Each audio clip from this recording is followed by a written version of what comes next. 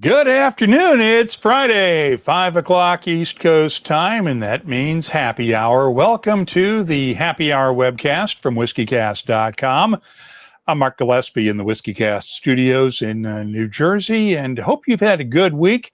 Want to apologize if you didn't get the word about us not doing the Whiskey Wednesday webcast. We did try to get the word out that we had decided that it would not be appropriate given the situation and the things that were happening in Louisville on Wednesday, that we thought there were more important things to be talked about than whiskey. And we probably did not do as well a job of getting the news out that we had decided against doing the webcast as we should have. And for that, I apologize. And should something like that happen in the future, we will try to do a better job of it. But we are going to talk about whiskey for the next hour or so, and bourbon, and we'll take your questions and comments as always. If you're watching us on Facebook, YouTube, or Periscope, feel free to add your comments in the response areas, and we will see them, and we can talk about them with our guests. As always, if you're watching on Twitter, do not respond to the tweet with this video in it, because we won't see that one until after the show.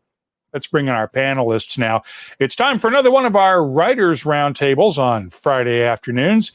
We have Steve Coomes, Robert Haynes-Peterson, and Aaron Goldfarb joining us. Guys, how are you all today? Doing well. Good. Yeah. Aaron, congratulations are in order. You won the Spirited Award for Best Spirits and Cocktail Writing this week for a piece that you did for Punch. Tell us about that one. The piece was called Janae. I think it was called Janae, Where Is She Now? It was about the woman who I called the most viral bartender of all time. You've probably seen her in those videos from a decade ago where she made a 12-ounce old-fashioned and slopped it around and did everything wrong, and people just loved to mock her. So I decided to see, well, what's her side of the story and what's she been up to. And she couldn't have been nicer. And I was the first journalist to ever reach out to her in a decade full of people mocking her. So it was fun to talk to her, and it's kind of given her a second life as a bartender. She got a redemption via Jim Beam, who filmed a commercial with her after my story aired. And she's a AP science teacher, I believe, in the Sacramento area. Very nice. Well, bartending is chemistry, after all. Sounds like a great gig for her. Yeah, absolutely. Yeah, she claims she still makes great cocktails at home but just for her husband. And so where can people find this story if they wanted to read it now? Punchdrink.com. Punch is the website. And you search under my name, I suppose, or under Janae, or just Google Janae and Aaron, and you'll probably be able to find it. And guys, so let's see what you've got in your glass. Steve, let's start off with you. What have you got? So I'm drinking a Wilderness Trail rye. Went into the barrel at 105 proof 4 years ago. Came out 99.8. So it softened up. I guess surely it was on floor one to have done that, but it's a really good soft sipper. How about you, Robert? Out in Seattle, what have you got? I headed a little south to the Portland area, and I've got Westward's Oregon Stout cask, which is, I believe, I could be wrong on this. I believe it's a distillery only release, and it is a straight malt whiskey finished in stout casks, and it's really, really, really good, as you can tell by the angel share that's not there. Aaron, what have you got? Well, I normally don't drink whiskey till after dinner and the kids have gone to bed. I usually start Friday with a beer. I got a Oktoberfest from Night Shift in Boston, but for the sake of the show, I did pour a New Riff single barrel from Blake Reiber's Seelbach, and I'm enjoying that with my beer. So cheers. Cheers. And I decided to crack open a fresh bottle of the Henry McKenna 10-year-old bottled in bond. So let's see if I can actually get it open here without screwing it up. I once made the mistake of I was doing a cocktail lesson during the pandemic, and I forgot to pre-open my bottles, so people got a good 5 to 10 minutes of me trying to get corks and cages off, and it was wasn't good. No wax mess, or did that result? Yeah, it was a total disaster. Most people in the audience had made the cocktail before I was able to demonstrate the cocktail they were supposed to make. Well, cheers, guys. It has been an interesting week, shall we say. Not, well, let's just, Tabitha, our pal Spirit Bomb, comments, what an interesting week, and we know why. Let's just go ahead and get it out there. Jim Murray. Whether you love him, whether you hate him, this week we're talking about him. And frankly, I think that's what he likes most of all, is the fact that we're talking about him. Oh, for sure. And the comments that he has made many times over the years. What came out the other day in Becky Paskin's columns on social media and Philippe Schreiberg's piece in Forbes is nothing new to anybody who's been around whiskey writing for any length of time. We've all seen the way that Jim has written in the past, and most of us have really never found it acceptable, but we've also never really spoken out about it until now. And where do you guys come down on this? I would imagine I am the newest whiskey writer here with just 7 years in the segment, and my question would be, why has it taken so long for somebody to point that out? And that's not to chastise my peers, but I'm just surprised that it took that long. Well, I think most, Jim Murray's clickbait incarnate. Most people don't ever read his books. They just see what is the shocking whiskey of the year via Jim Murray, and they usually probably read about it via a press release, and then they turn it into a quick article, and it goes around the internet, and no one ever reads his book. I literally don't know anyone who's ever read his book until Becky did her tweet storm about it. I've never read his book.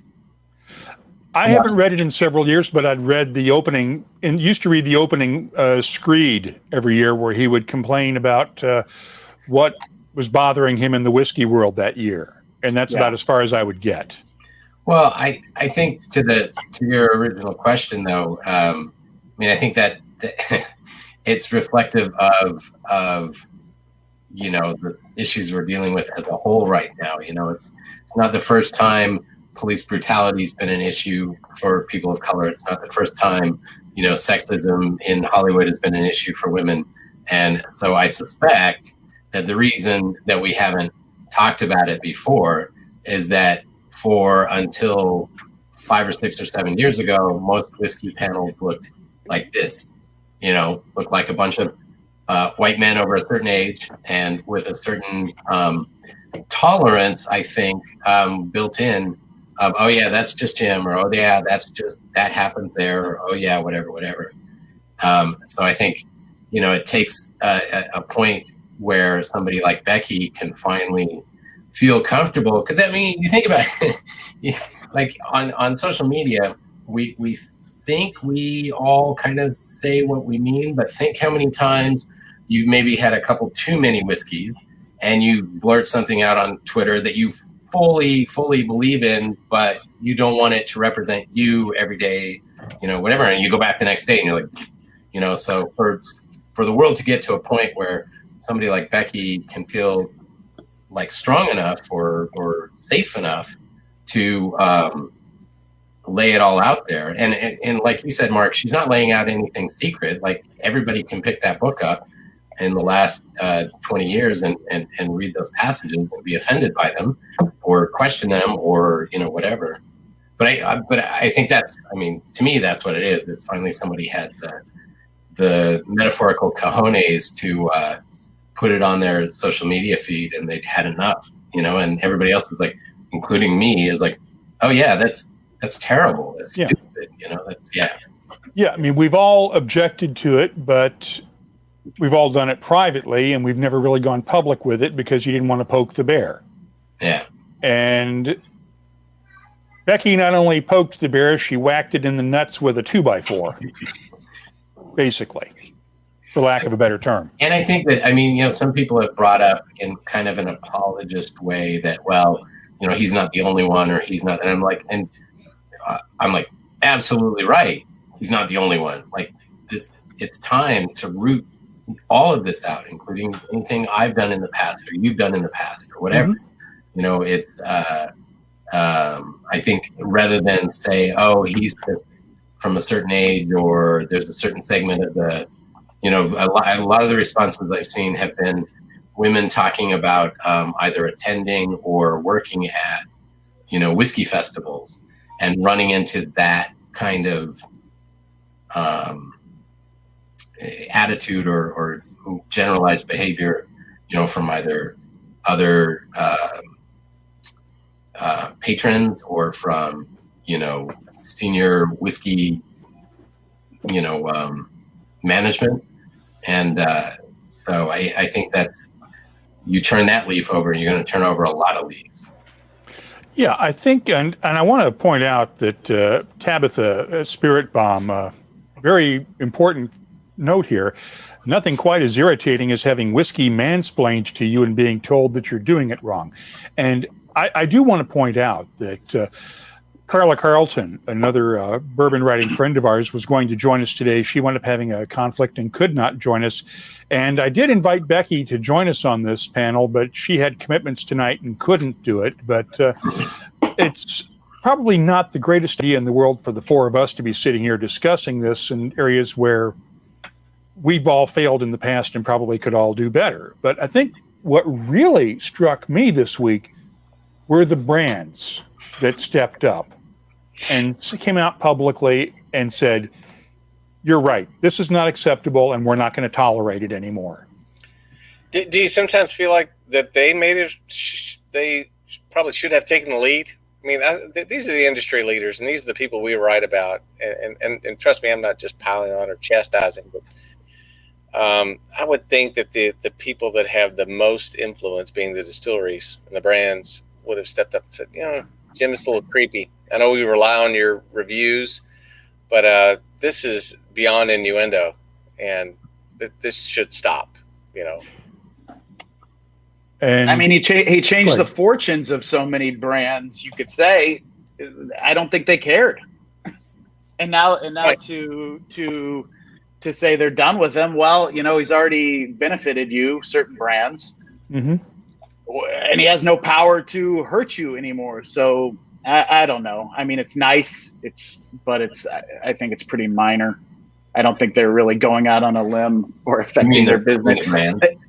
They'd be affecting their business more to not do something. And Chris Ratcliffe points out how much of his influence was down to people looking for whiskeys to invest in.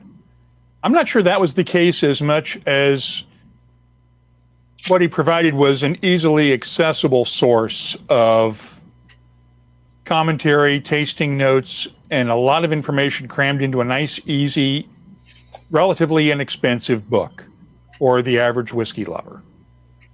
That's about the best I can think of it. The brands kept him in business, obviously, because very few distilleries you walk into their visitor center and they weren't selling copies of Jim's book, especially if they got good scores. Yeah, and they'd release press releases within minutes of his new scores coming out if they did well.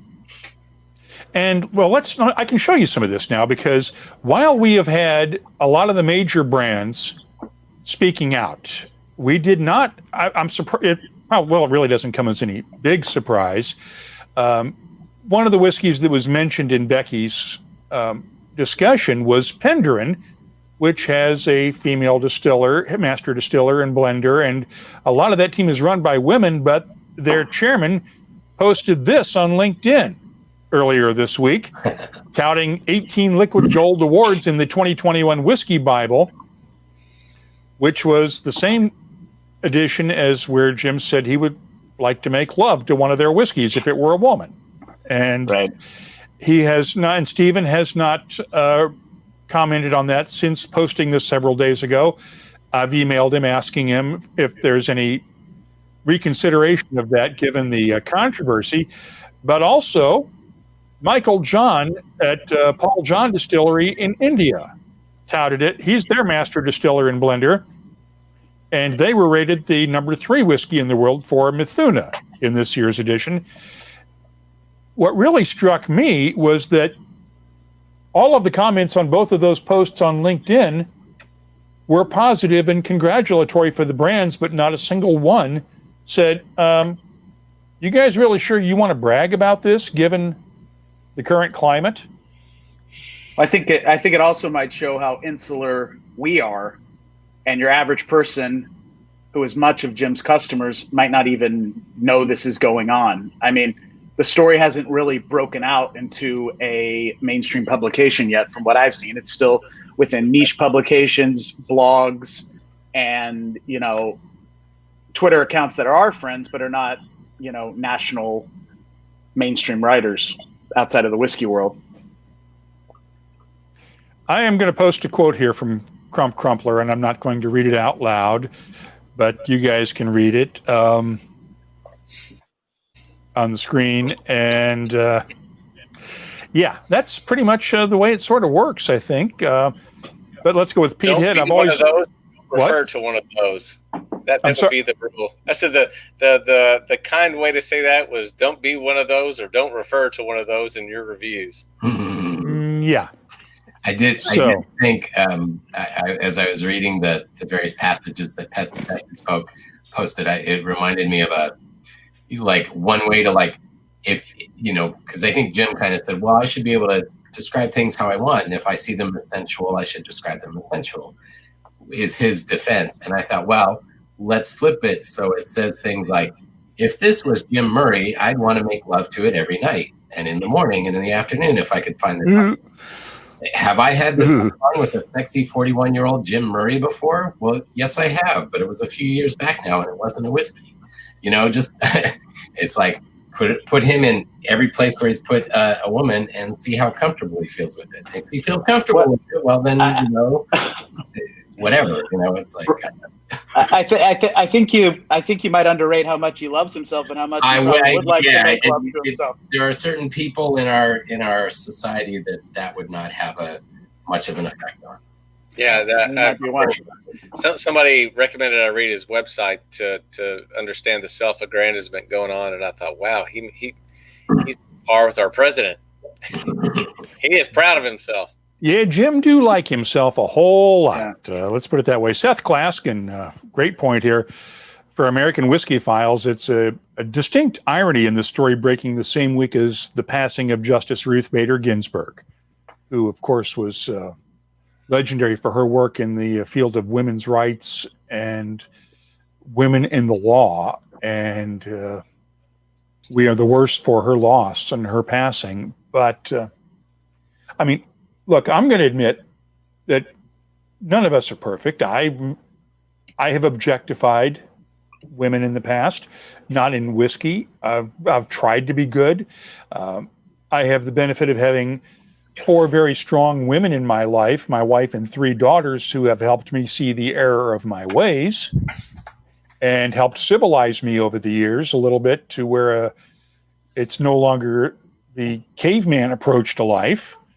But we still can do better. And we need to do better, not only in the way we treat women in the world of whiskey, but the way we treat people of color, the way we treat everyone. Because there's plenty of room in this tent.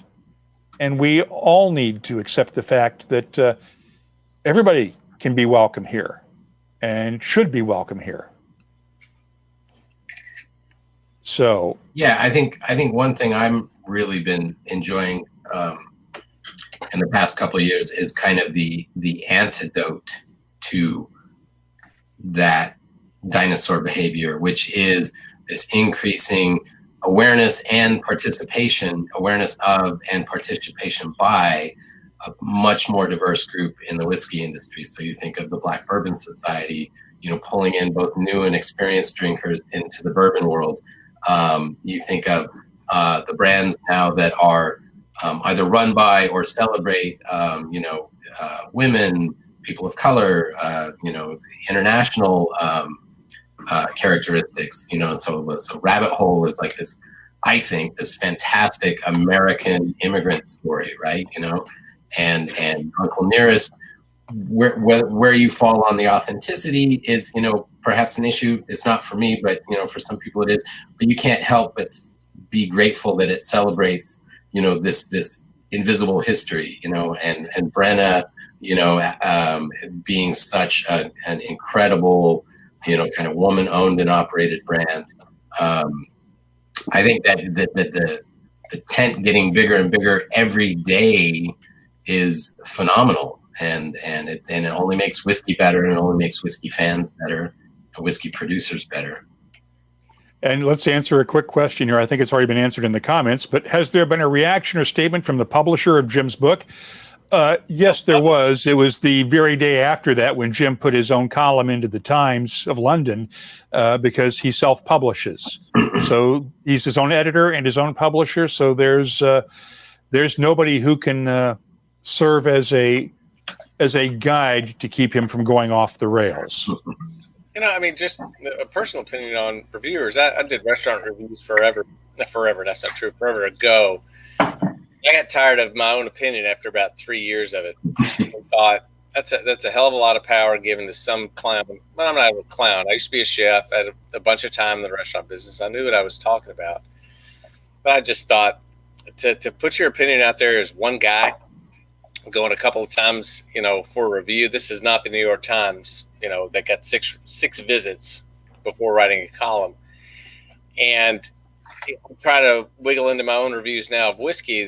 My palate is 1 of 7 billion. So to have this guy, one guy with nobody else on staff, countering that and giving another opinion, that's what kept me from buying the Bible ever, because I just didn't care that much about one other guy's opinion. Now, he certainly is much better researched than I, and much more worldly than I in terms of his understanding of whiskey and his consumption and fill in the blank of every proper thing after that. But eventually it comes down to being a blowhard if it gets to be where it is. I'm a fan of Paul Pacalt and the Spirits Journal. Short, sweet, give the details, get out.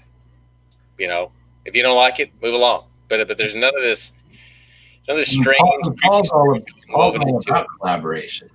I'm pardon. Paul's all about collaboration, which is a difference as well. And on that note, our pal Sergios Floridis, who runs the Irish Whiskey magazine in Dublin, do you think this will mean that some of the experts may pool together and bring out something similar to the Whisky Bible? I don't know. That would be an interesting idea if we were to contribute to it, but it would be a lot of work. I think the internet already has enough reviews. This idea of putting them all into a neat thing is kind of a old school publishing thing, which unfortunately is somewhat dying. So I just don't see it. There are other examples of collected reviews. Clay Risen's written some books on it. So have many other writers, but a yearly one from new people, I don't know that there's much of an audience. And from what I hear, Jim Murray's books don't even sell that well. I don't know, because I haven't bought one in years, but as Tabitha puts it, Jim Murray is a legend in his own lunchtime. Well said, Tabitha. Hey, let's move on. Thank you, Mark. Jeez. Let's move on, guys. Before we let's move on and talk about something fun now. COVID-19. What are you guys dealing with? I'm sorry. I'm kidding. No, I'm kidding. No, but in all seriousness, this is the weekend that we would have had the Bourbon Festival in Louisville this past weekend. We would have had the Bourbon and Beyond this weekend, the Kentucky Bourbon Affair this week, and all sorts of stuff going on. And now we got nothing because of COVID. And it almost seems strange, doesn't it? It's really strange here back home. Sure. Yeah, I'm in the Seattle area, and we're still in, more or less. You're out and about. Restaurants can serve, a little bit, but pretty much we're still sticking around home, and except when we're out being anarchists. And But I was thinking about what you were saying, Aaron, about teaching the class online, and having the challenge with the bottle opening up. And I'm like, I think for me, what's this story's been written 10,000 times, but I think what's so fascinating is how and when and why and where people shifted in their consumption. So obviously bars and restaurants suddenly were shut down. Home consumption was up, which completely changed the palette, or the what was being purchased, how it was being purchased. So obviously people are going to turn to their standards and their go-tos rather than experimenting on something on a cocktail menu. People are looking for comfort. They're looking for affordability. They're looking, canned cocktails obviously became so huge, but it's just like all the way across the board is fascinating to me, because I don't know if I've ever seen anything that so completely touches every little piece of the puzzle, So from a liquor standpoint, from a whiskey standpoint, it's like, well, you can pretty much guarantee that people are hitting their Bevmo or whatever, and they're hitting up Maker's Mark, and they're hitting up, they're not going too far afield. And certainly we've read that the smaller distilleries are really struggling, and so yeah, I just find that, it's painful, but it's also fascinating as a piece of history. I have not seen any so far. I've not heard of any of the craft distilleries closing down for good. Not yet. That we had heard about yet, but it's still too soon to say. And I'm not saying we're out of the woods yet, but the predictions earlier this year were really dire that we might lose half of them. And so far, I haven't seen that happen. And I don't know whether that's because they were able to get government aid or not, but we haven't seen that happen, which is a good thing. But I'm just hoping that we can still see all these guys survive. And we're still seeing lots of acquisitions, which I think is really interesting. It's not like they're buying them on the cheap, I think that's really interesting. Yeah, because you would think that the big boys would be out there looking in the industry for some of these craft players to snap up if they wanted to. And I don't think we're going to see that, but you never know. I just want to send one quick note here, because our pal Dave Worthington is trying to see if we want to play anagrams, and I was going to see if we would want to get him in here, and let me see if we can get him the quick email to get him the link to get in. So give me 30 seconds here to play around, and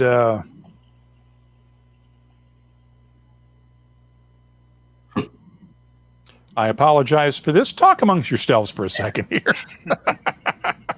I kid, of course, but we have two people living in anarchist districts on this show. I'm also in the anarchist district of Brooklyn. Nice. Yeah. And Robert, tell us about making that switch from moving from Brooklyn out to Seattle, because I know you had better liquor stores in Brooklyn than you did in Seattle, right? Yeah. So actually we were in Queens, but so we were in Queens for 20 years, and 2 years ago we moved out here, and it is a challenge trying to find, because Washington is not a control state anymore, but it is the hybridest of all hybrid states, isn't it? It is. It's very weird, and it's a very tough place for people to launch. And so I remember when I first moved here, I texted a friend who used to own one of the bars in Capitol Hill, one of the craft bars.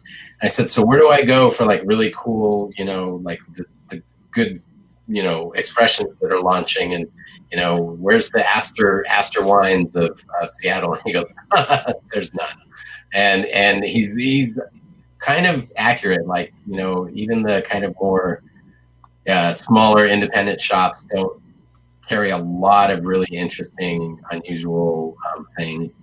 But there are a couple. We have one little whiskey shop here in Issaquah that somebody on their staff likes buying interesting whiskeys, and so I'll hit them up every once in a while. Prices are a lot higher here, though. There's a lot more tax built in. But You have Cannon, which is probably better than any whiskey bar in New York City. So on the cocktail side, on the cocktail bar side, it's amazing. And the Cannon obviously is like, you know, a legend and continues to be. And but there, on the bar side and on the food side, it's really, really good. And actually, that was one of the things when when some of the bars started selling their inventory, you know, to try to cover bills, there was like a rush, you know, to hit the shop before you know, whatever Cask-Strength batch 1 disappeared. And the bar scene is really, really good. And they were able to. We were a little behind the curve on to go cocktails, but they were building these cocktail packages where you buy a whole bottle and some mixers, or people were coming up with everything but the booze. You know, Chris Alford was doing that with his bars, where you basically buy a kit and then provide your own spirit. And but the to-go cocktail scene has been very successful here, and I hope it continues. I think that's one of the neat things too.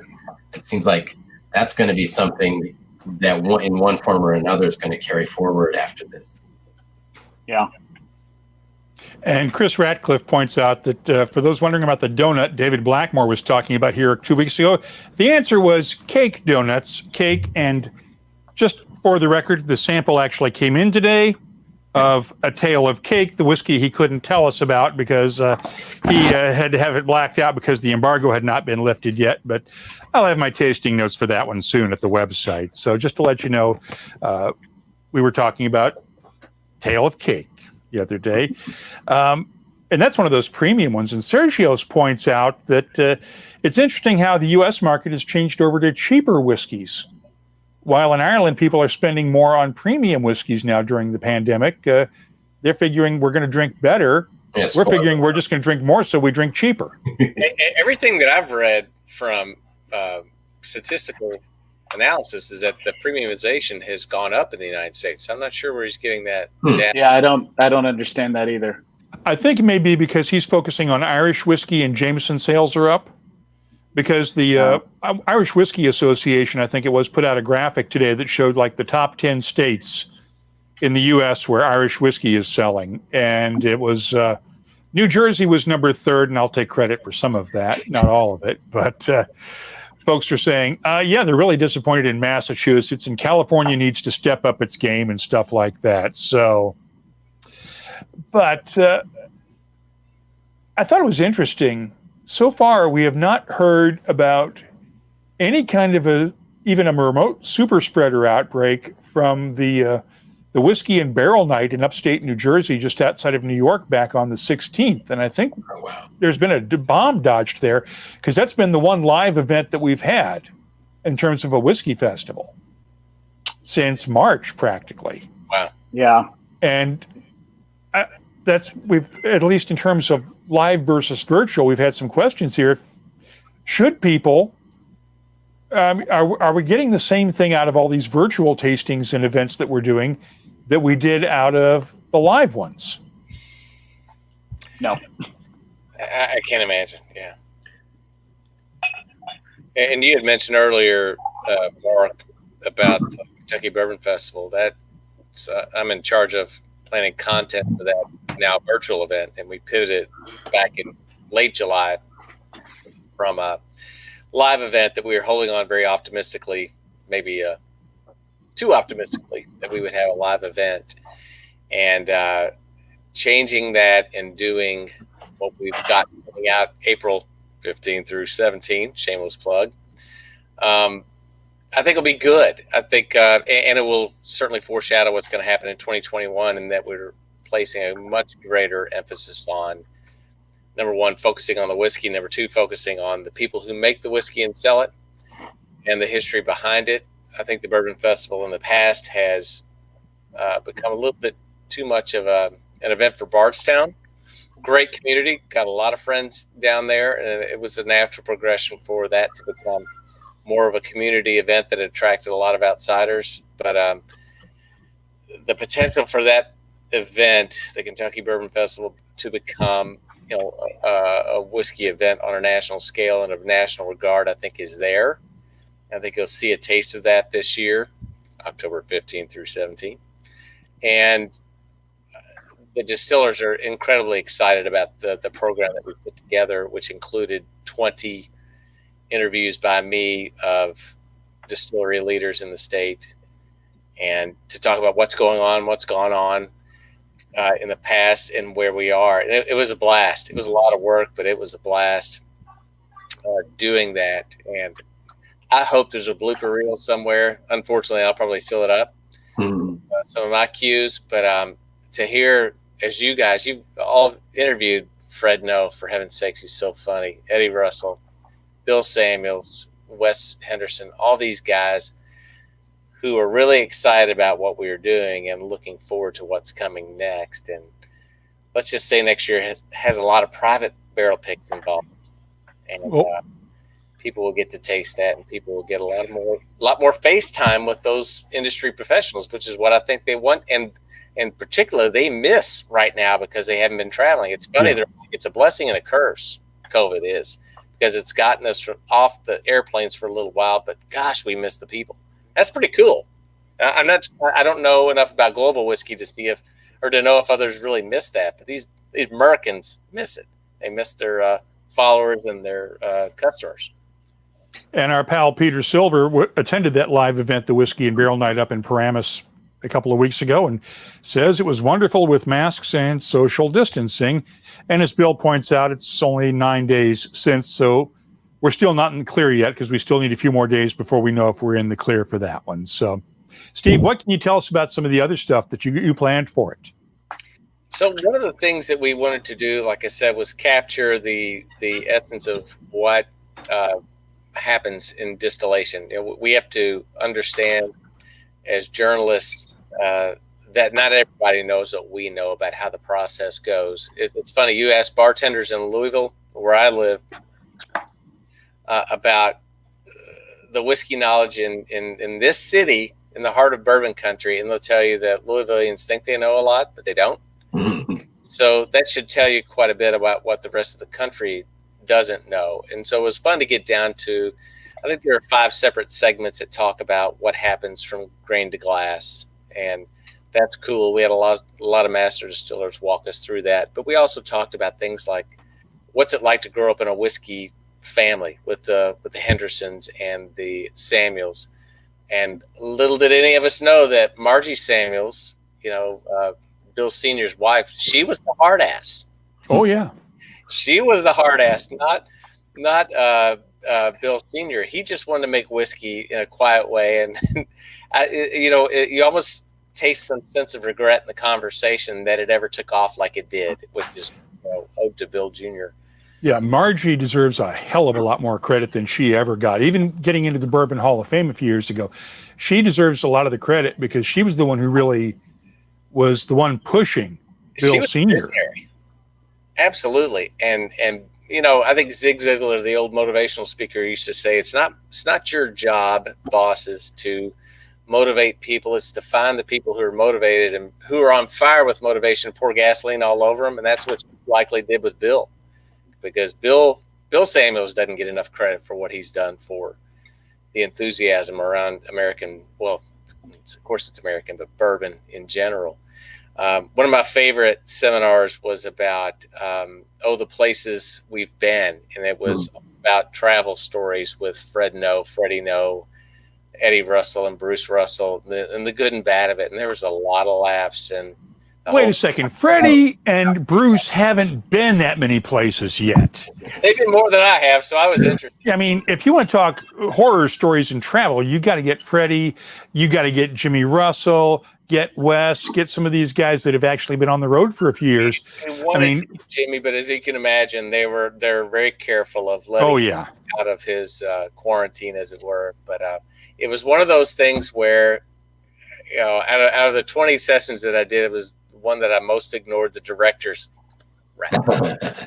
because the stories were so funny and those guys are so generous with that information. So it was a great time, and hopefully that carries through virtually, because they were They're great people. But fingers crossed, prayers to God, all of it, whatever you want to throw in there, that we'll be face to face to do that next year. We can only hope. Yeah. So, Robert, what are you working on these days? I am. What am I working on? As we talk, I'm working on a piece about the kind of expanded concept of blending. So beyond blended whiskey, and and what goes into every bottle that is not a single cask. I am a little bit on dad duty for the most part. And, we're 2 years into being here. There's still some transition, and then, of course, all of this happened. So I'm a little bit on that. I'm working on a novel, which, knock wood, there'll be a draft by the end of the year. And I was teaching cocktail classes, both for kind of corporate, for like everybody here, Microsoft and Amazon, and everybody has entertainment budgets, and so they're very lucrative and very nice. And then there were a lot of these kind of third spaces, where you could go one night and learn, I don't know, how to make macrame, and another night go and learn how to paint, whatever, something. And so I was doing classes through those, and those were doing really, really well. We've done a couple of, going back to, I think your question a little bit, we've done a couple of online events, and they work pretty well. And I think I've been doing online tastings for, I don't know, since the early 2000s in one form or another, and the mid 2000s anyway. And I've always been a big proponent of them, and I pitch them every year, and nobody wants to listen. And now we're all doing it. And Robert, I have to ask, were your tasting notes back then those of, say, an overheated smoking modem from the right, exactly, from the bandwidth problems back then? Exactly. And makes you squeal like a dial-up connection. Exactly. And they were all like, one advantage I saw, and I think is actually going on right now really a lot, is there is an accessibility to, especially internationally, distillers and winemakers tend to not like to leave their roost, and as a rule. And so getting, taking the party to them, and having somebody in, Boise, Idaho, who might not have access to all of the festivals in New York or Florida or LA or wherever, having them have access to, a distiller, I think is pretty amazing. And where it's worked really well is when the kits can go out to the general public. Flavier's done a couple of things where they've actually created a new collaborative product with some online tastings. Those things I think are amazing, but as you guys all know, they also get kind of exhausting, and they're in the middle of the day, and they're, you have to pace yourself, and it does seem a little bit like for the online tastings as opposed to like face to face. There's an imperative to get as much as humanly possible in front of you to do your tasting. Or with some of these classes, I don't know if you run into this, Aaron, but you kind of have you want to make them a little more added value, so that can have detrimental results. But yeah, I think the cocktail classes in general have been a really cool thing that's been growing in the last couple of years in secondary and tertiary markets, especially. And then it's become a lifeline for bartenders during this. And it's a nice way to grow and experiment. And I found with the classes that I've taught, like you were saying, Steve, that even people that buy into the class that have a pretty solid appreciation for spirits and cocktails, there's a lot of learning available during the class, and which is good for me because I don't claim to be, any sort of, I've got my certifications and I've got my experience, but I'm not a distiller and I'm not a bartender.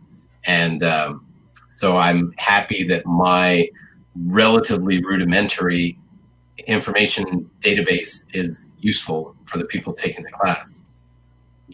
We have a good question here from Seth Klask, and this ties right into that. Will the extended deprivation of whiskey events and resulting decrease in camaraderie diminish our palates? How much of this is, how much of the palate experience that we get at these live events is because we're around like-minded friends, as opposed to sitting here in our 4 living rooms or 4 basement offices or wherever, sitting here by ourselves and not really being able to say, yeah, I get that, and being able to compare stuff and knows the same whiskey.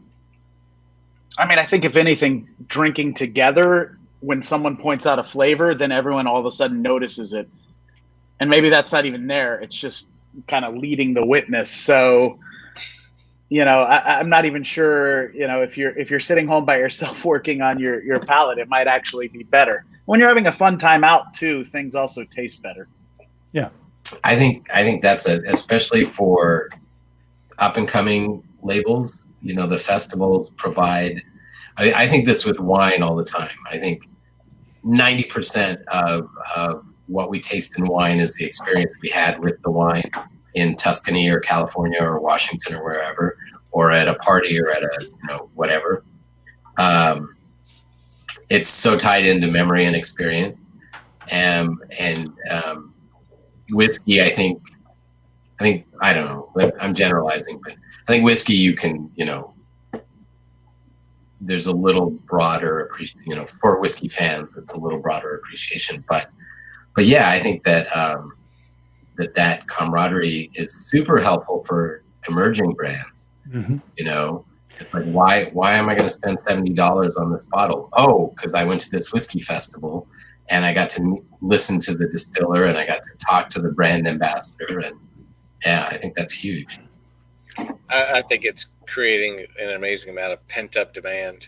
I just finished this column about how much I'm like most people, and certainly a whiskey writer. I like my moment where I can concentrate on what I'm tasting and take some notes.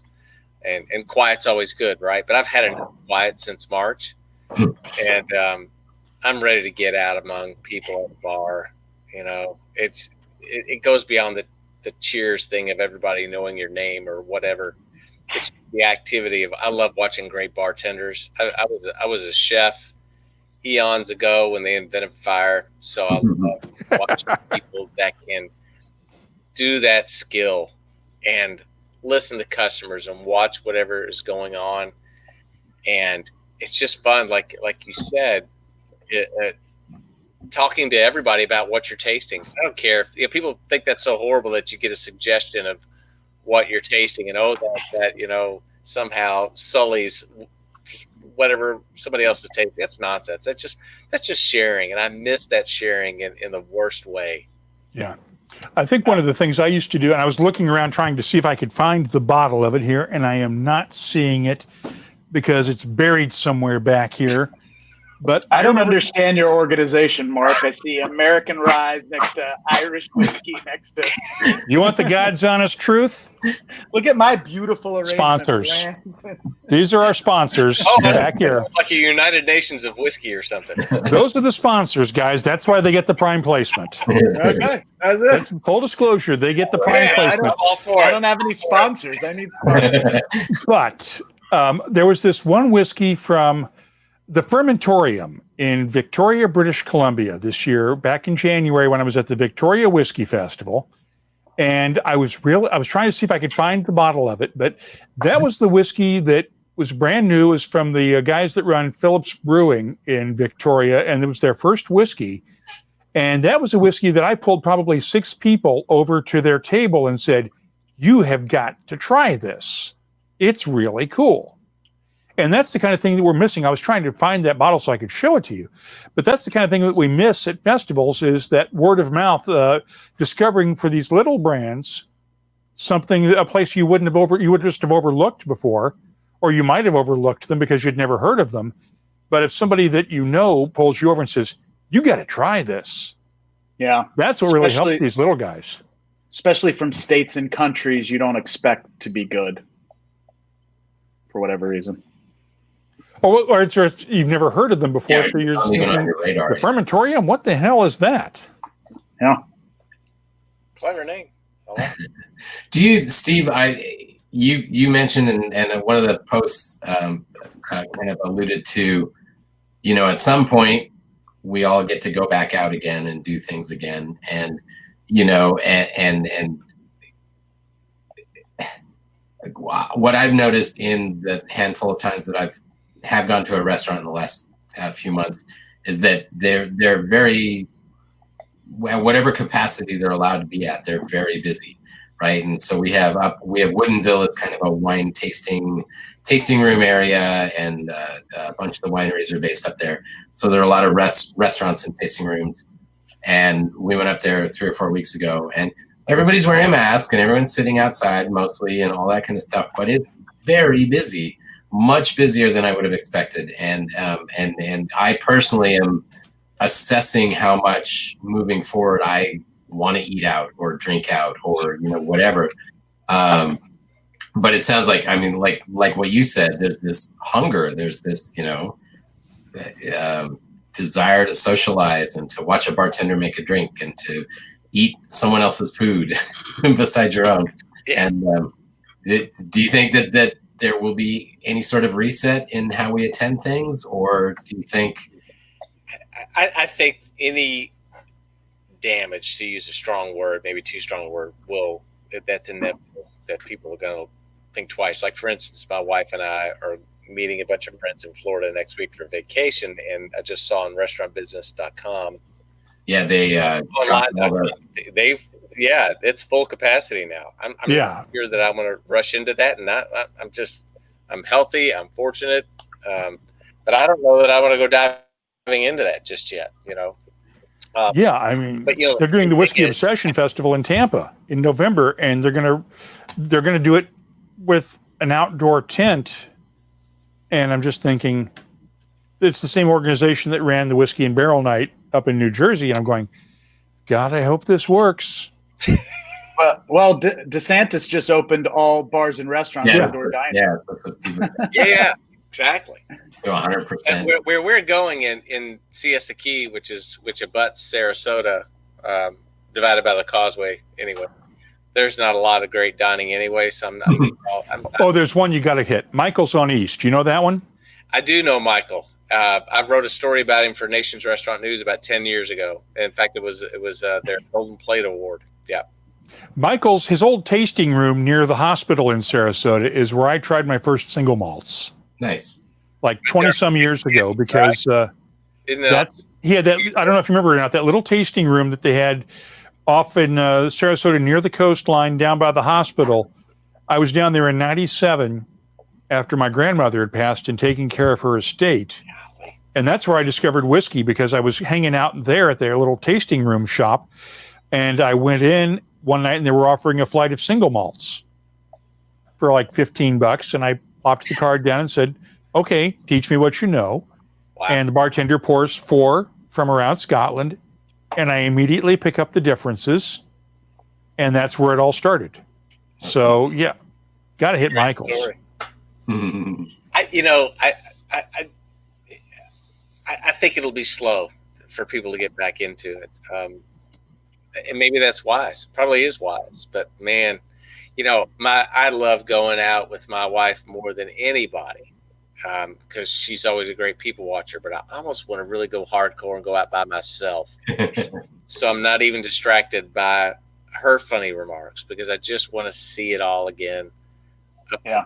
I love the way a restaurant runs. I mean, people talk about, do you go to that because of the food? Do you go to that because of the Nah, I go to look at the operation and watch the show. That's a show to me. It's not that people, I think, are bored with it. They just want their food, and that's okay. But man, I'm ready to be back and hear the noise of a cocktail shaker other than mine, and know that there's a good drink on the end. because mine are good, but they're not great. So if that answers your question.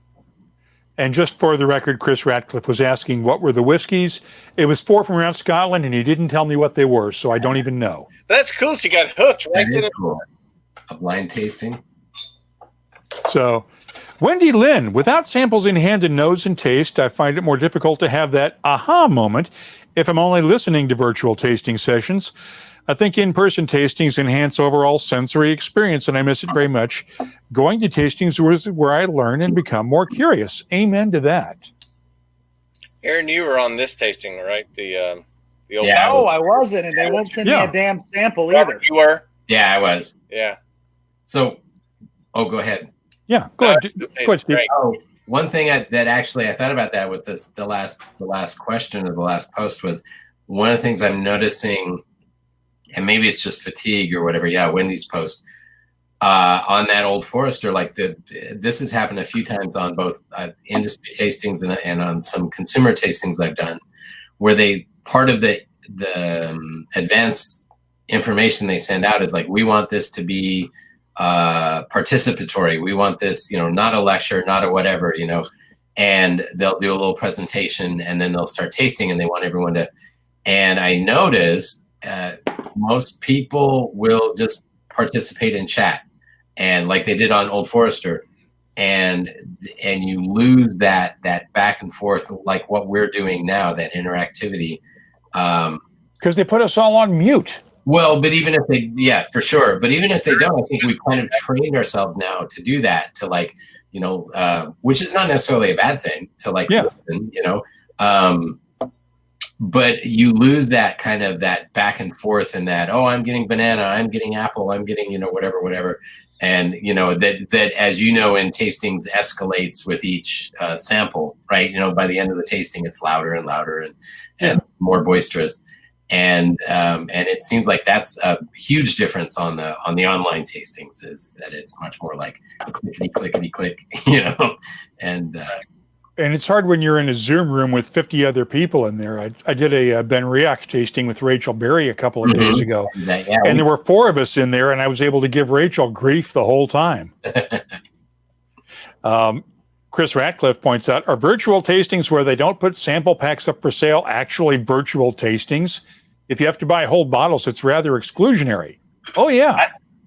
I didn't know these existed. People were watching other people drinking and just thinking, oh, that sounds tasty. That's ridiculous.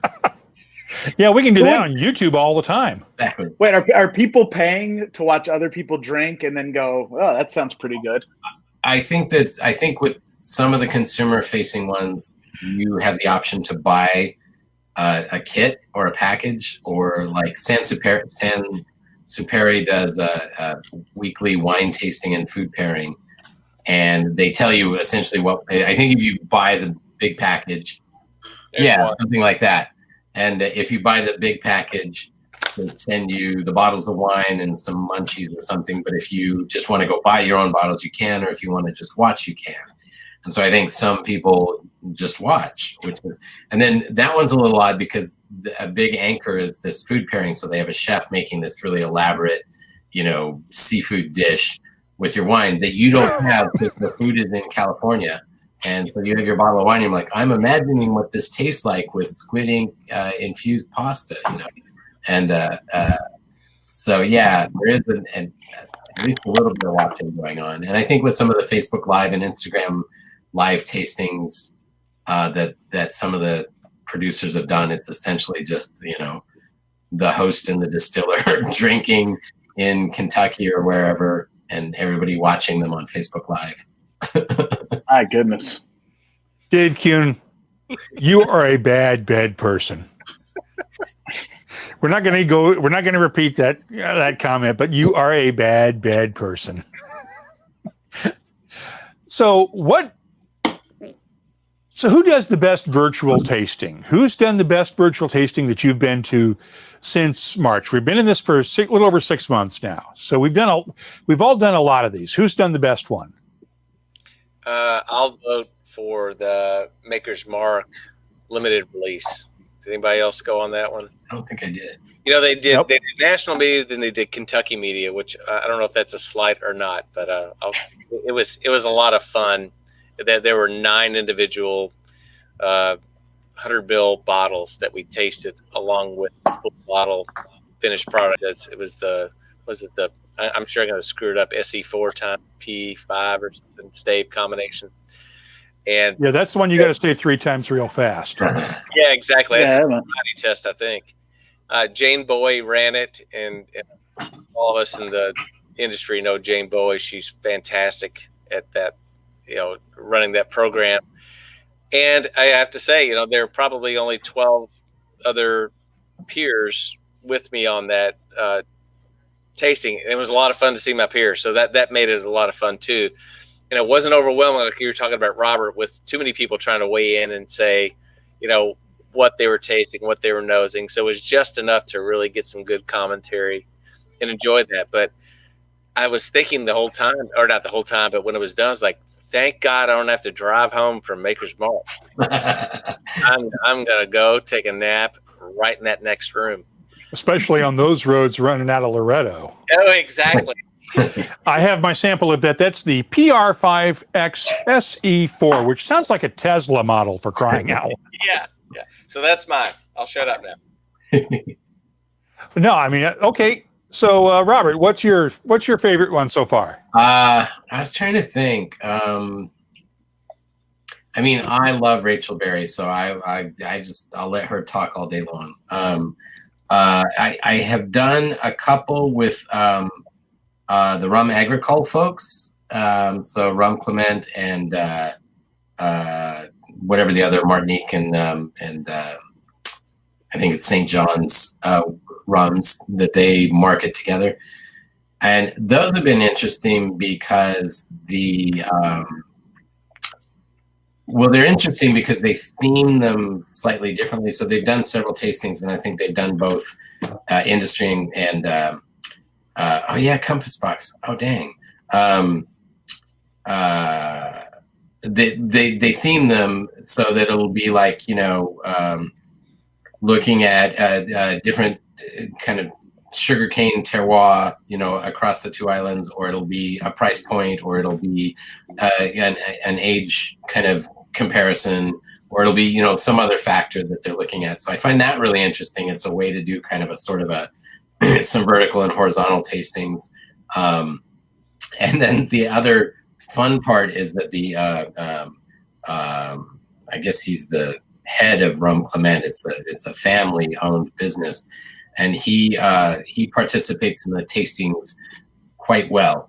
And so about halfway through the event, he gets a little looser with his commentary, and he gets not in a bad way, but he's a fun person to have an afternoon drink with.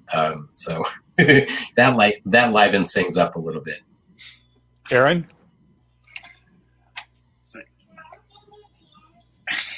One second. I have a 4-year-old and I have a 11-month-old, so I've probably done the least virtual tastings of any whiskey writer in America. I pretty much. Bring the 4-year-old in. Okay, bring her in. I'm about to do the lamest exit in probably WhiskyCast history and tell you I need to go bathe some children. I think that's par for the course with all Zoom meetings now. Oh yeah, of course. We understand. But tell us, which one was your favorite tasting before you have to cut out? Most tastings I've been to, and this sounds very aggrandizing, have been ones that I've been invited to host or be a guest on like this. So a lot of, whiskey clubs throughout the nation, Dallas Bourbon Club and whatnot, have invited me on as, a celebrity guest. And, it's fun to interact with people that I certainly would never see or meet in New York. And, they certainly wouldn't pay to fly me down to Dallas to hang out with them. So, those have been very fun, and often I've gotten to taste maybe the club single barrel picks or whatnot and see what they're up to, and they get to hear what, I'm up to in New York and what, East Coast media is like and whatnot, and what being a whiskey writer's not. And it really kind of brings the communities together. So that's been really fun. I haven't done a lot of branded ones. I did one with Dr. Bill and Dominic Ansel this week for Cake, which was kind of funny. Never expected to be on a Zoom call with Dominic Ansel, but I don't know. That's life today, huh? Yeah. I will admit my favorite one so far has been the Bruichladdich blending session back in July with Adam Hannett. I heard that was incredible. They sent us 8 different samples of various Bruichladdich casks to try to blend together to approximate the classic laddie, and I still haven't even tried it yet.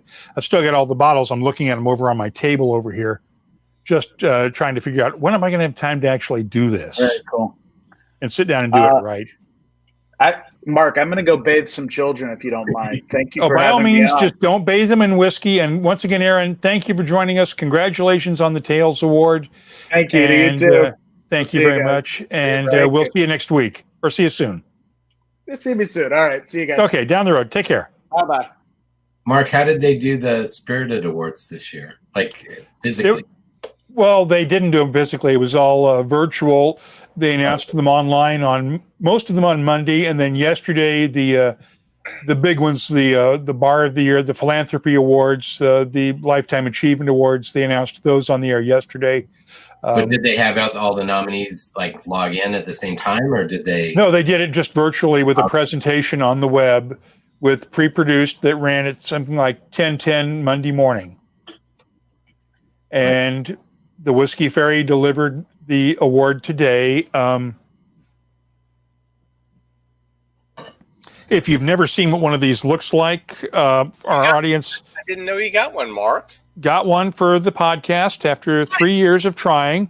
Nice. And thank you. And as was pointed out right before we went on the air, and I've not had the chance to give her the full credit that she truly deserves. The boss, Christina Filburn, our managing director, and my business partner, and Lesser, my wife of 34 years, runs the business side of things. And as she points out, rightly so, if it weren't for the hard work that she put in doing the business side of things to make this thing fly, WhiskyCast would have ended many years ago. I have told the story many times about 2010, having been laid off from Bloomberg TV in 2009 in the summer during the great financial crisis, and not surviving the second round of layoffs in Bloomberg history.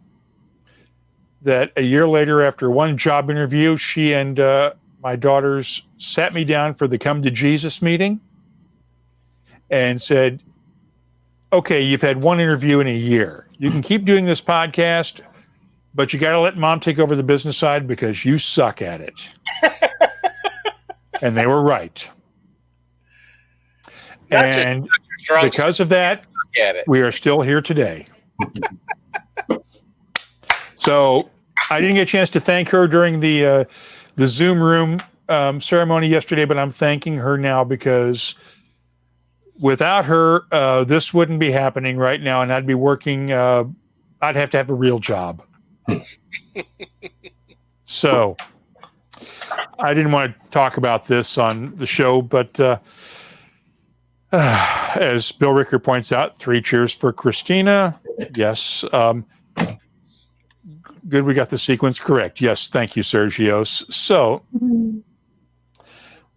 and yeah, I mean, like I said, they civilized me. They took the Neanderthal me that was a caveman frat boy 30-some years ago and turned me into somebody that can actually clean up and be taken out in public once in a while. So for all that, pinkies up. I got to thank the entire family.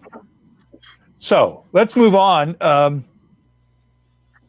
What are you looking most forward to when we get back to being able to go out in public again without masks and without having to social distance? What are you guys looking forward to? You know, I'm sure that some of my favorite haunts have new bottles that I haven't. I'm sure there could be a lot that I haven't because there's so much out there, of course, right? But going back to those places where I'd gone before, and Lord willing that they've survived, and getting turned on to something new and to have that experience and have a good flight, stuff that's not in my house, which, you know, my God. So Steve, you there? to just experience a real whiskey experience at a whiskey bar, not a bar. We're there. We're here. Yep. Yeah, I agree. I think that it's funny. Moving to a new city gives you the opportunity to explore new restaurants and Is that new me? bars. Did you lose me, or You're still there. We're here. still there? Okay. Moving to a new city gives you the opportunity to explore new restaurants and new bars. Hand that off to Robert. What's that? Yeah. I said, did you catch my babbling? We can hand off. Steve, you're starting to break up a little bit here. He's frozen. Damn it. What is going on? Steve, I'm going to pull you out of the feed for a second. If you want to refresh your browser, let's see if that works a little bit here, okay? So if Steve will refresh his browser while Robert, go ahead and finish up here.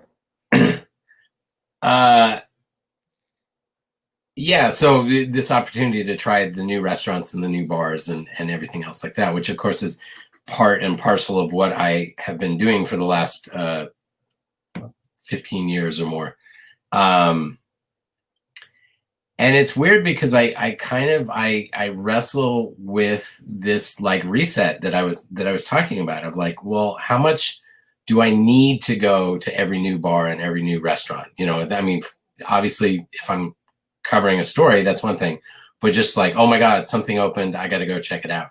And I don't have an answer for that. I don't know that this hasn't, impacted, changed that momentum a little bit.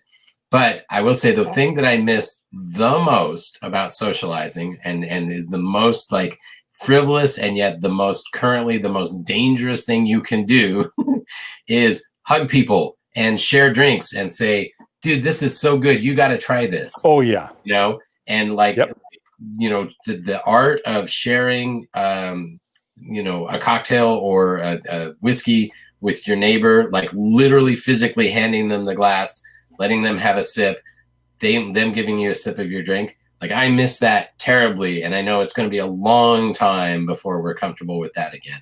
Oh, yeah. That's what I missed the most too. Yeah.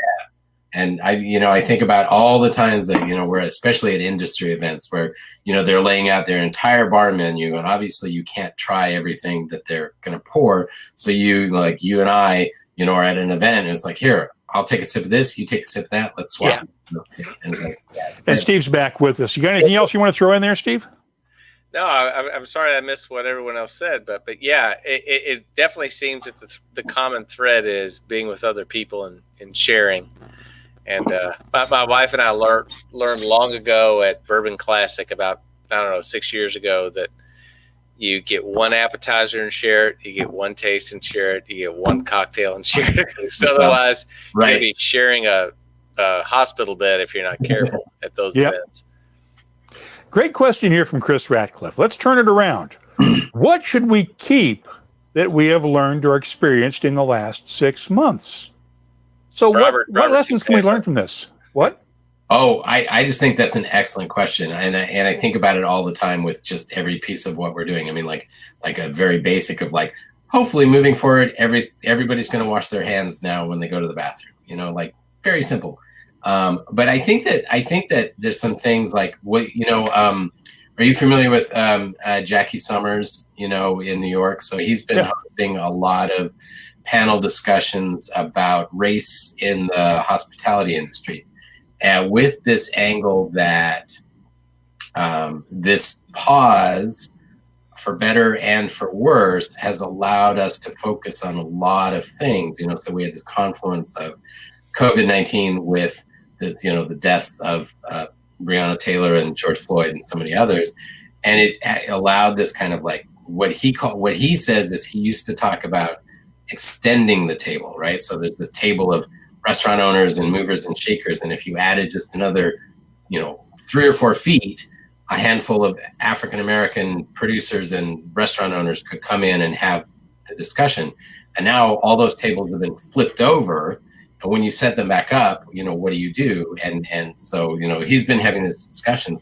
And I think that is such an exciting thing moving forward, not just in terms of race and gender and equality, but in terms of everything, in terms of customer service, in terms of what your menu needs to look like, in terms of what your space looks like, and I think that the restaurateurs that are able to make the current situation work are learning just so much, just so much about delivery and seating and kitchen service and all those other things, and at the same time learning about inclusion in ways they have not been forced to learn before. And I hope that energy and that momentum just goes all the way into the next century. Yeah, I can easily see that, because if you think about it, if we had the Breonna Taylor, George Floyd, Ahmaud Arbery, and other cases like that a year ago, when we were all in our day-to-day work lives, I work from home every day, so it's not that big, so it's no difference for me. But when we were all going to work, to physical workplaces, and we had our work communities, and we weren't sitting home doing Zoom meetings and then spending the rest of our time looking at the internet and looking at news and becoming more aware of the world around us, would we have paid more attention to those issues that we really needed to discuss if we weren't at home? And I'm wondering if that may be the case where this has forced us to take a new look at how we live. I hope so. Oh, go ahead. I was just going to say that is a huge question for a discussion like this. That's something that you have to walk around the room a couple times. And I've never thought of that, Mark. That's pretty profound. I won't go for profound, but yeah, I mean, I hope, again, because it's touching every single piece. I have a 16-year-old who's now been trying to do distance learning for 6 months, and last spring it was terrible, and this summer it was terrible, and this fall he's found a groove. The school has found a groove, and it's it's not ideal. Yeah, but try doing it with the first grade grandson upstairs. I can't even imagine how younger children are doing it, and it's possible. It's hard, but it's happened. We've seen it for the last 6 months here, but before that, we were also self-absorbed in our daily lives. Yeah. That we weren't paying any attention to the world around us. Exactly, and I think that it's on every front. So, obviously, race and gender are the most important and are front and center. But it's on every piece of every part of the puzzle. It's it's the corporations that are recognizing that. So this is, without getting into too much. My wife was actually working remote when we moved here for her New York companies. She worked for them for a year, and a coworker of hers moved to California about the same time and was also working remote. And they had an uphill struggle explaining to their company what they were doing every day and how they were doing it. And, and when you're not in the office in person, and again, this has been an issue for remote workers for decades now, but it was magnified. And then all of a sudden, come March, everybody's a remote worker. And so, there's an opportunity in the corporate world that has never existed before to redefine, what an employee is, who an employee is, where you reach out to an employee. Part of the embedded challenges that the corporate, demographic face has is that you have to be able to afford to live in New York or San Francisco or LA, to work for these big companies and to be on the, to move up in these big companies. Well, now you can live in, you can live in St. Louis, you can live in Boise, you can live wherever. And that's a huge opportunity for employers to expand who they're hiring, and what people are doing. So I think there's a whole bunch of good that can come out of this. And I hope we remember that in 6 months or a year or 2 years or whatever it takes. And I think we're getting some comments from folks that work from home is going to be the norm going forward, and just more acceptance of it. But Nurse Dave's Shaving World, and Dave, you're going to have to explain this handle one of these days, but looking at shifting a large percentage of doctor visits to video for the long term. Yeah, I mean, we've all talked about telemedicine. Even how many mindless appointments have you had where you've gone in and you said, "Oh, doc, this feels weird," and after waiting in the waiting room for an hour, and the doctor looks at it and is like, "Well, good luck with that." They can do that on video. And as Graham Fraser points out, the backlash of this, the problem is that we tend to focus on the echo channels, depending on which side of the political spectrum you fall on. You watch the news that mirrors the political beliefs that you have, and that's all you hear. And then, as Crumpler points out, some of us are still self-absorbed and not paying attention to the world around us. Hashtag no kids, hashtag Peter Pan life. Yeah, thanks, Crumpler, for reminding us of that fact. And Watchman, Nurse Dave's Shaving World, awesome handle. No idea what it means, but it is still fantastic. Dave, you are going to have to explain that to us one day. And Spirit Bomb, I always thought presenteeism was a disease that got to be rid of. Wish it wasn't due to COVID, though. Yeah, that's still, most of us can work remotely. We don't have to be in that frigging cubicle all the time. I mean, I haven't been in a cubicle in 11 years, and I don't miss it a damn bit. Yeah, me either. 13 for me, and I don't miss it. Hey, Steve, you got any country ham coming up anytime soon? I know you wrote a book about that recently. I did. Gosh, it was 6 years ago in August. I did. I would have never thought that I would do a tasting, a whiskey and country ham pairing online until, in fact, last August. We did it for the St. Louis Bourbon Society, and it was a blast. Michter's was the sponsoring distillery. I've worked with them many times on those pairings.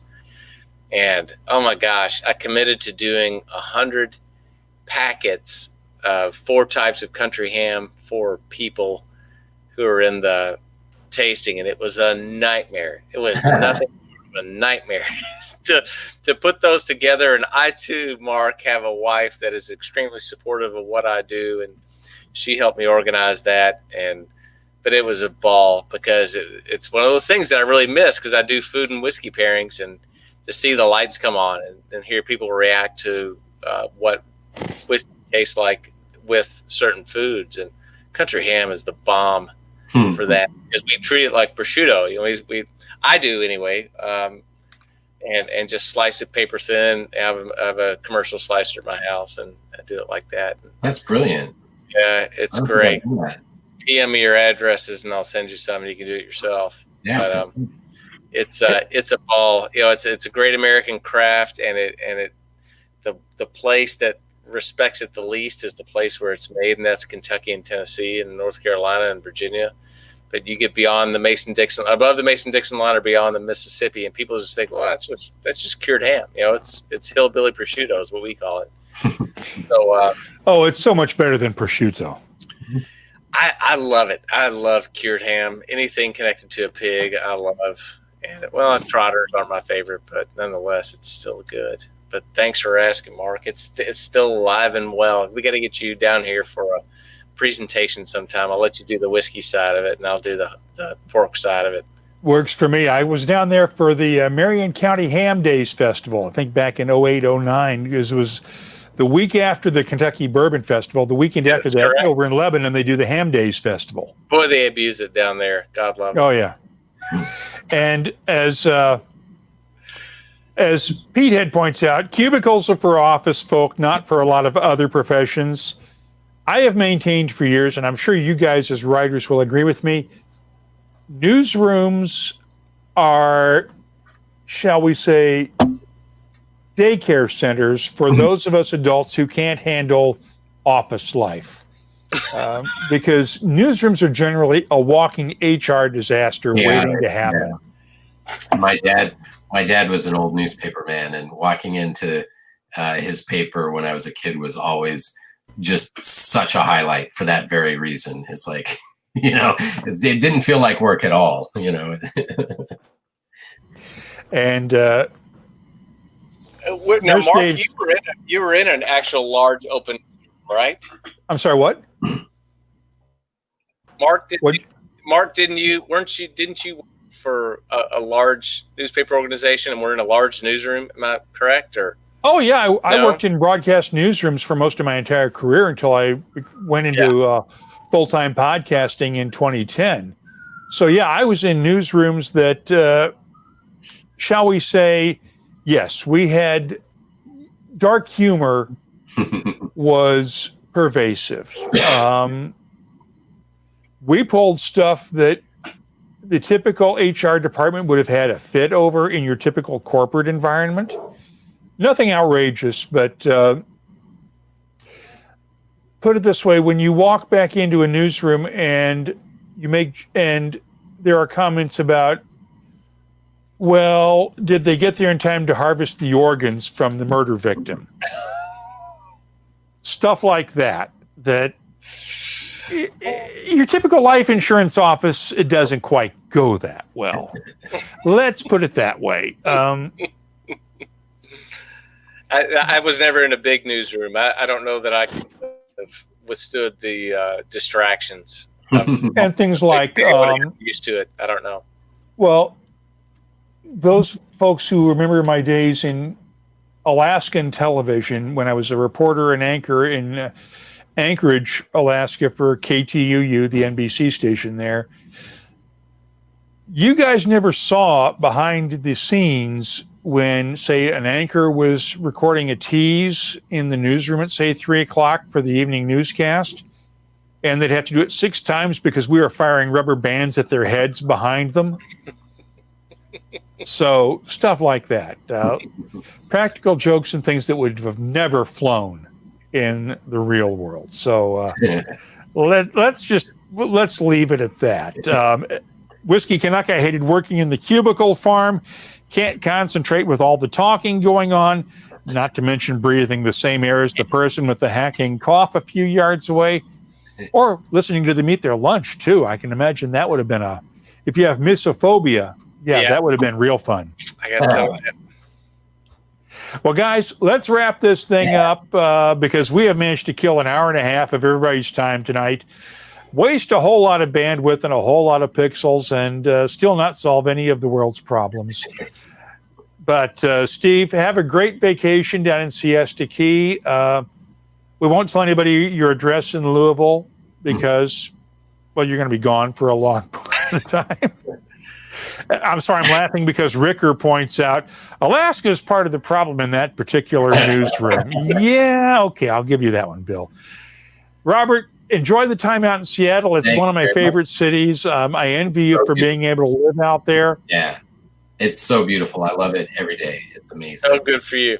Yeah. And I just hope that you guys don't get that big earthquake they're always worried about, or Mount Rainier finally coming back to erupt, because that would really suck out there. Next door had they do like little public service things all the time, and they do little seminars or whatever. And so they had one on they're like what to expect when you're expecting an earthquake. And the opening sentence, this is like, going out to everybody, whatever. It's like, it's 2020. So you know how the year might end? An earthquake. What's the worst that could happen? Yeah, it's like, oh, thanks. Awesome. Anyway, thank you so much. This was fantastic. Well, I'm just waiting for that big old asteroid to come down. Exactly. And take us all out. Please do. Okay. Steve Coomes, Robert Haynes-Peterson, and I want to thank Aaron Goldfarb for joining us. Dave Worthington was going to come in and do some anagrams with us, but he couldn't quite make it because he had some internet connection issues. But he messaged me via Twitter to say, sorry, can't make it. Things just aren't working out. I'm sorry, I didn't really want to be here. Basically, but no, he tried because he was going to try to stump you guys. That would have been so fun. Not hard. Sláinte, guys. Take care of yourselves. And to all of our audience watching, thank you for watching. Thank you for giving us an hour and a half of your time tonight. And thank you for all of your support. And we will see you guys on Wednesday. Good night, everybody.